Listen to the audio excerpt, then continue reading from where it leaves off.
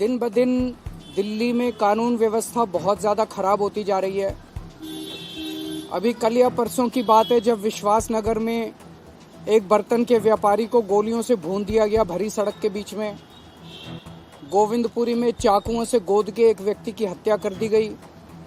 गोविंदपुरी में ही एक police constable की चाकुओं से गोद के हत्या कर दी गई।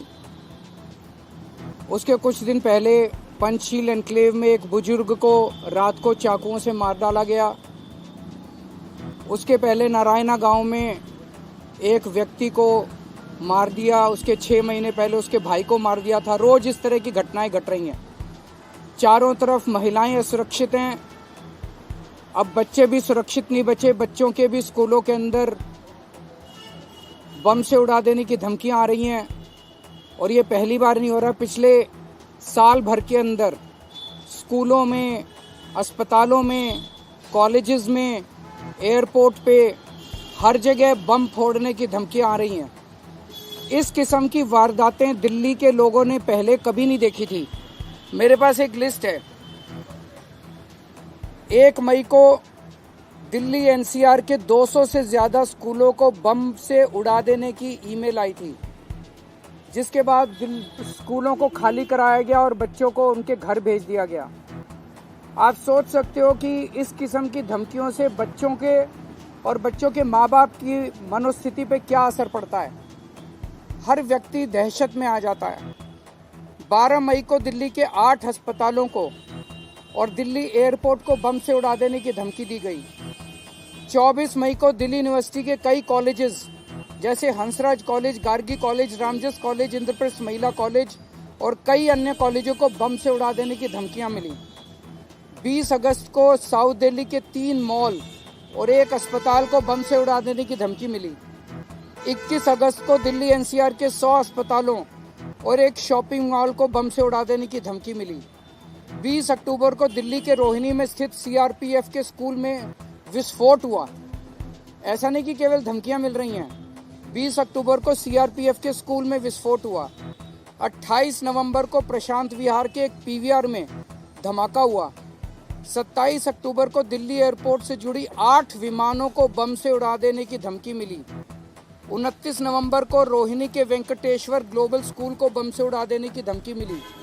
और आज 9 दिसंबर को डीपीएस आरकेपुरम और जीडी गोयंका सहित 40 स्कूलों को बम से उड़ा देने की धमकी मिली है। मैं अमित शाह जी से हाथ जोड़ के विनती करना चाहता हूँ। दिल्ली की जनता आपसे जानना चाहती है कि आप दिल्ली के लोगों को सुरक्षा देने के लिए क्या कर रहे हैं। दिल्ली के लोग आपसे कुछ नहीं मांग रहे। हमें राजनीति नहीं करनी, हमें केवल सुरक्षा चाहिए और सुरक्षा देने की जिम्मेदारी आपकी है। आपको सुरक्षा देनी पड़ेगी। आज मैं मांग करता हूं कि अमित शाह जी दिल्ली आएँ, दिल्ली वालों के बीच में बैठें और दिल्ली वालों को ये भरोसा दें कि वो दिल्ली के लोगों को कैसे सुरक्षित कर रहे हैं। अगर आपके 1-2 क्वेश्चन है तो अभी इसके ऊपर बात करते हैं। वो सारी तो पिछली बार जो धमकियां मिली थी 200 स्कूल्स को, उसमें कोई कार्रवाई अब तक हुई? अगर ये होती तो अगर वही मैं कह रहा हूँ कि ये इतनी सारी धमकियां मिल रही हैं, अमित शाह जी बताएं कि इन सारे धमकी देने वालों को किसी को पकड़ा? आज तक एक भी आदमी पकड़ा गया? मतलब 200 स्कूल उड़ाने की धमकी दे रहे हैं, एयरपोर्ट उड़ाने की धमकी दे रहे हैं, फ्लाइट उड़ाने की धमकी दे रहे हैं, अस्पताल उड़ाने की धमकी दे रहे हैं, कॉलेज उड़ाने की धमकी दे रहे हैं, मॉल उड़ाने की धमकी दे रहे हैं, स्कूल उड़ाने की धमकी। कोई पकड़ा क्यों नहीं जा रहा दिल्ली के अंदर?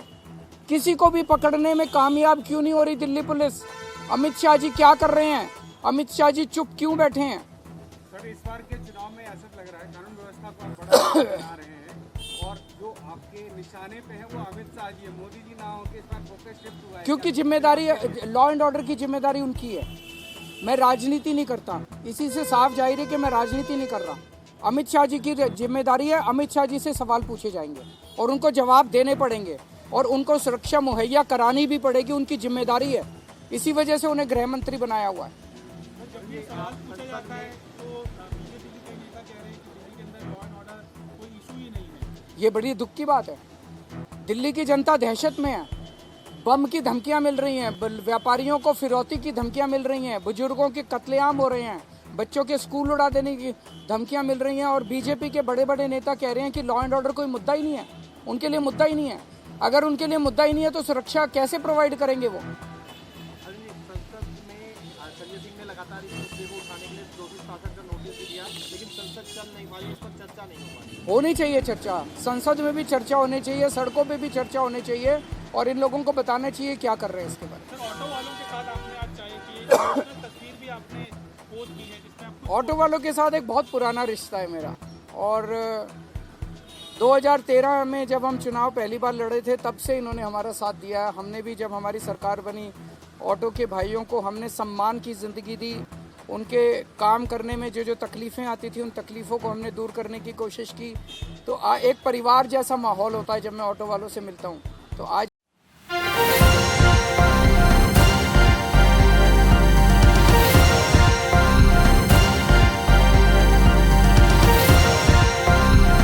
आप देख रहे हैं न्यूज़ 1 प्लस, हर वक्त हर खबर।